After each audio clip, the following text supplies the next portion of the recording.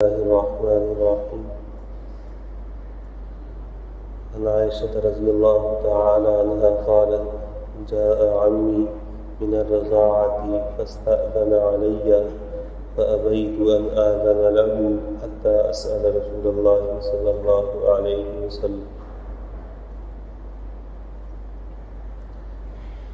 رضاعت کا باب چل رہا تھا کہ اس طرح نسب کی وجہ سے بعض رشتے حرام ہو جاتے ہیں، اسی طرح رضاعت کی وجہ سے بھی رشتے حرام ہوتے ہیں۔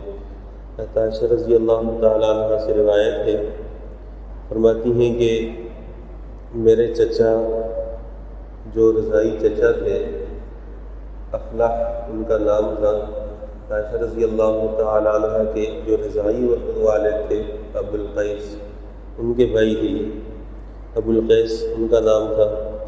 تو فرماتی ہیں کہ وہ آئے فاستأذن علیہ، انہوں نے آ کر اجازت مانگی، فأبیت ان آذن لہ، میں نے ان کو اجازت نہیں دی، حتیٰ اسأل رسول اللہ صلی اللہ علیہ وسلم، کہ پہلے پیغمبر صلی اللہ علیہ وسلم سے پوچھوں گی پھر اجازت دوں گی۔ فجاء رسول اللہ صلی اللہ علیہ وسلم، پیغمبر صلی اللہ علیہ وسلم تشریف لائے۔ فسألتہ، تو میں نے مسئلہ پوچھا کہ میرے رضاعی چاچا ہیں، وہ گھر آنا چاہتے تھے تو میں نے ان کو منع کر دیا۔ فقال، پیغمبر صلی اللہ علیہ وسلم نے فرمایا: انہ عموکی، وہ آپ کے چچا ہیں، فأذنی لہ، ان کو اجازت دے دیا کرو۔ قالت، عائشہ رضی اللہ تعالیٰ عنہ فرماتی ہیں، فقلت لہ، میں نے عرض کیا: یا رسول اللہ، انما ارضعتنی المرأة ولم یرضعنی الرجل، مجھے تو عورت نے دودھ پلایا تھا، مرد نے تو دودھ نہیں پلایا تھا۔ تو فقال رسول اللہ صلی اللہ علیہ وسلم: انہ عموکی، پیغمبر صلی اللہ علیہ وسلم نے فرمایا کہ وہ تمہارے چچا ہیں، فلیلج علیکی، وہ تمہارے پاس آ سکتے ہیں۔ فذلک بعد ما ضرب علینا الحجاب، یہ واقعہ اس کے بعد کا ہے جب پردے کا حکم نازل ہو گیا ہے۔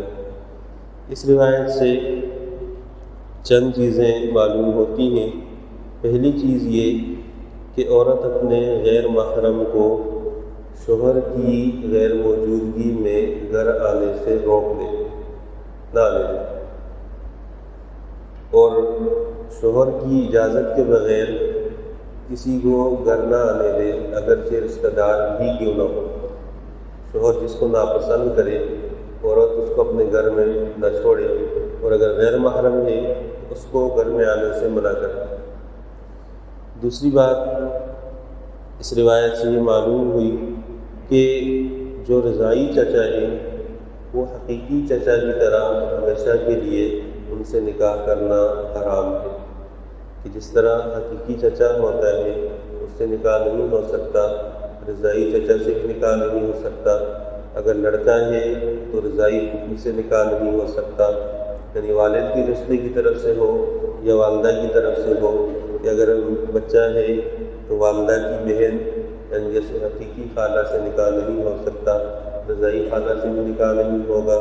اگر وہ لڑکی ہے تو والدہ کا بھائی یعنی کہ ماموں جو حقیقی ماموں ہے اس سے نکاح نہیں ہو سکتا، تو رضاعی ماموں سے بھی نکاح نہیں ہو سکے گا۔ تو جس طرح نسب کے رشتے میں نکاح نہیں ہو سکتا، اسی طرح رضاعت کے رشتے کی وجہ سے بھی نکاح حرام ہے۔ جب نکاح حرام ہے تو کل عرض کیا تھا کہ اس حالت میں سفر کر سکتے ہیں، ان کے ساتھ بات چیت ہو سکتی ہے، ان کی طرف دیکھا جا سکتا ہے، اس لیے کہ ان سے نکاح کرنا ہمیشہ کے لیے حرام ہے۔ تیسری بات یہ معلوم ہوئی کہ بہت سارے واقعات احادیث میں ایسے ہیں جن کو ہمارے زمانے کے ملحدین لوگوں کے سامنے پیش کرتے ہیں کہ یہ دیکھیں یہ بھی تو صحابہ کی جماعت تھی اور یہ عورتیں تھیں، یہ دیکھیں بغیر پردے کے وہاں گئیں۔ یہ پردے کا حکم نازل ہونے کے بعد پیغمبر صلی اللہ علیہ وسلم کی ازواج یا دیگر جو ایمان والے لوگ تھے، ان کی بیویاں، بہنیں یا بیٹیاں تھیں، ان میں سے کسی نے بھی کسی کے سامنے بے پردہ ہو کر آنا گوارا نہیں کیا، اور اس کا کوئی ثبوت نہیں ملتا۔